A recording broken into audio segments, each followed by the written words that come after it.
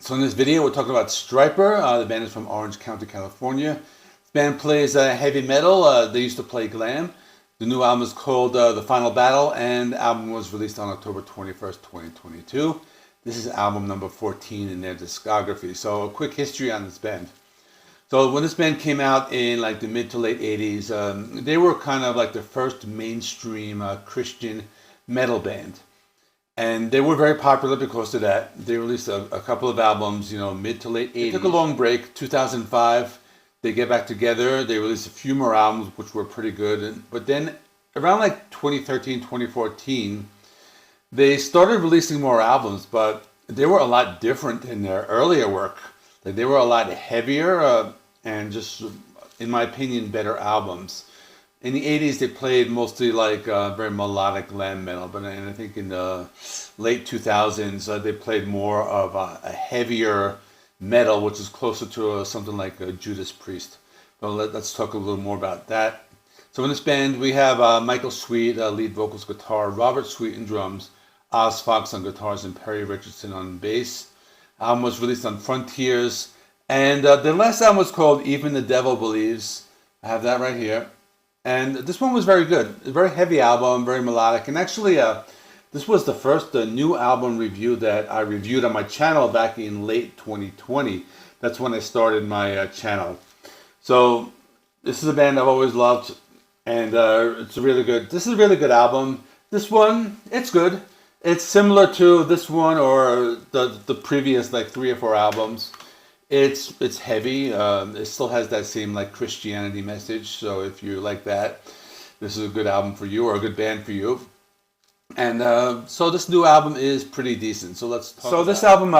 The first single was called Transgressor, and kind of like a heavier song. It's more like modern Stryper, and I think it reminds me a lot of like Judas Priest. It's a very energetic song. Just lots of heavy riffs, distorted metal guitars. Those like sustained power chords. It's a fast-paced drum, lots of energy in the song. And one thing I noticed about this song and a couple other songs that Michael Sweet has this style of singing where he like lets out these like Rob Halford style screams. So it is a real like metal song. So that's the first track. Now the second track is actually my favorite track on the album. It's called See No Evil, Hear No Evil.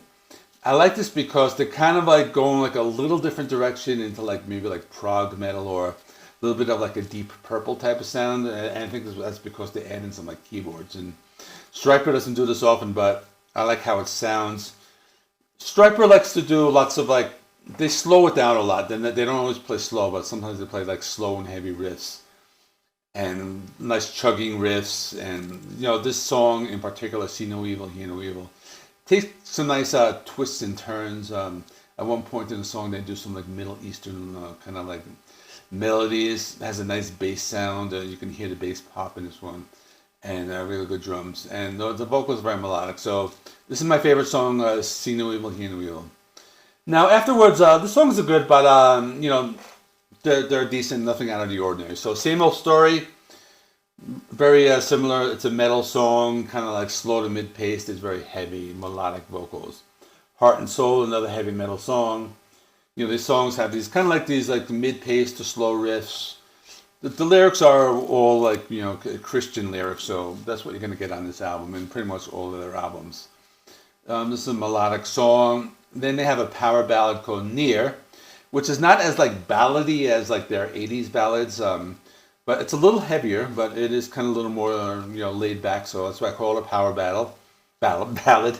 It got distorted and clean guitars. You got some electronic sounds. They're very subdued. And out, up, and in. This one is pretty cool. The end, like, at least this is what I heard was a little bit of like that funk metal.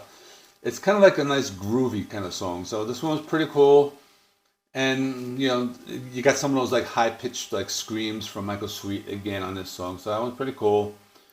Rise to the Call, another one, just straightforward, heavy metal. It's a little faster. You got like a slower breakdown. And just lots of like distorted metal riffs. The Way, The Truth, The Life, heavy metal song.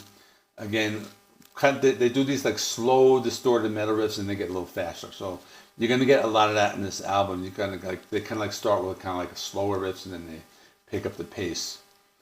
Another song that I like a lot. It's a little one of the heavier, more energetic ones. It's called "No Rest for the Wicked," and this is just a little more of a metal song. You know, it's just really heavy and those chunky riffs, and really good drumming on this one. I think like this is the best like drum song. Like really good for that. After that, "Till Death Do Us Part." I think this is the one song that stands out. I liked it like a little less because I think this is the one where it's more of a throwback sound to their like '80s period. It's melodic, more glam metal, more like hard rock and glam metal riffs and that type of song. But then they end the album with like a real banger called "Ashes to Ashes," and this is probably maybe the heaviest song on the album next to "Transgressor." This is like modern Stryper. It's heavy metal. You got those Christian lyrics.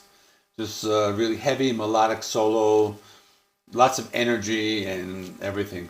The drums are really good. The vocals, you're going to notice in Michael Sweet's vocals that they're a little more aggressive than he normally sings. So that's pretty cool. So this album, it kind of starts heavy, ends heavy, and then in the middle are just straightforward, just metal songs. You know, they didn't really get soft at all on this album.